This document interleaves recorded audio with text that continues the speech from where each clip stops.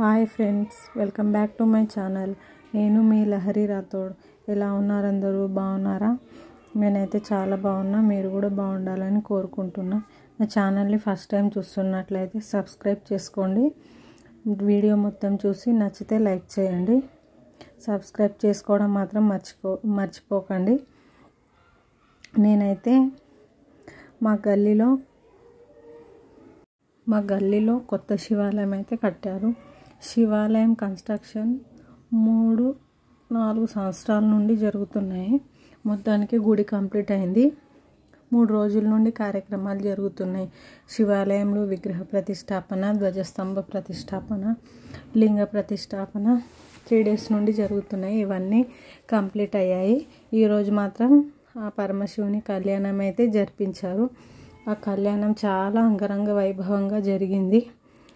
అసలు కళ్యాణం చూడడానికి అదృష్టం ఉండాలి. చూడడానికి చాలా బాగుంది. అసలు ఆ ముల్లోకాల నుండి ముక్కోటి దేవతలు వచ్చి కళ్యాణం జరిపించినట్టుగా అనిపించింది. పంతులు గారు కూడా అన్ని కార్యక్రమాలు అయితే చక్కగా జరిపించారు. ఒక ముడి కనబడే శరీరాన్ని, ఒక ముడి కనబడని శరీరం అంటే మనస్సుకి, ఇంకొక ముడి ఏ జన్మలో ఏ రోగం ఉంటేనో ఈ జన్మలో రుణం తీర్చుకుంటున్నాను ఇది అని. పల్స్ 700 దళదళ దిక్కి ధడకం దిక్కి కూడా ఆమె దిక్కి దళదళ చేసి దిక్కి తెచ్చేది ఆమె. నేనున్నా పైసలు ఖర్చు చేస్తా పల్స్ ఉంటుంది. పల్స్ ఉంటుంది. శ్రీరామ ఆయన దగ్గర ఏం లేదు, ఎడమదిక్కు లేదా?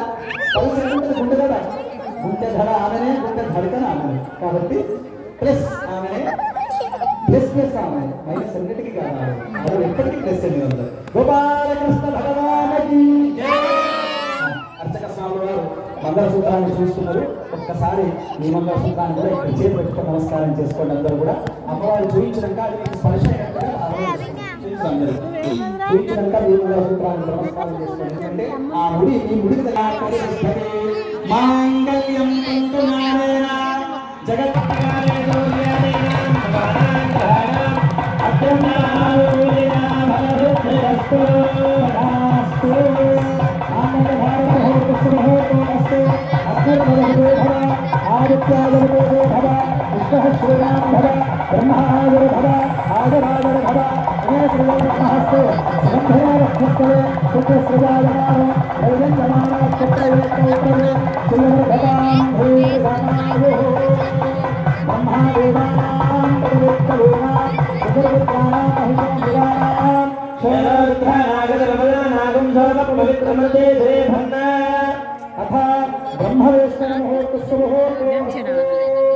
బ్రహ్మగ్రంథి మీకు ముడి వేస్తారు.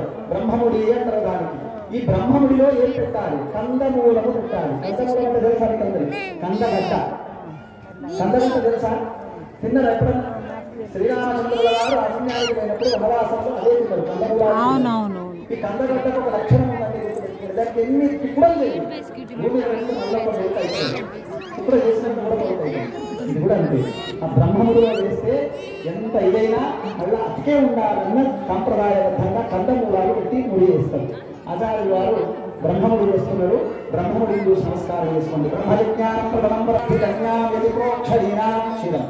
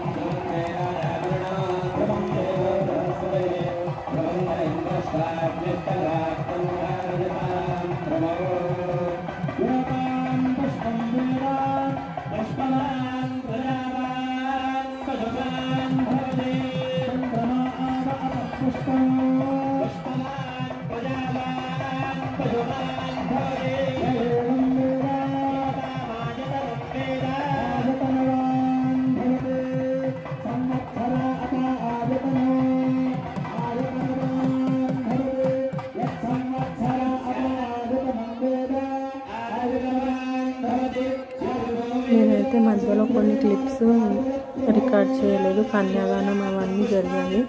చాలా బాగా జరిపించారు. అసలు చాలా అంటే చాలా బాగుంది చూడడానికి. వీడియో మాత్రం నచ్చితే లైక్ చేయండి. సబ్స్క్రైబ్ చేసుకోవడం మాత్రం మర్చిపోకండి. బాయ్.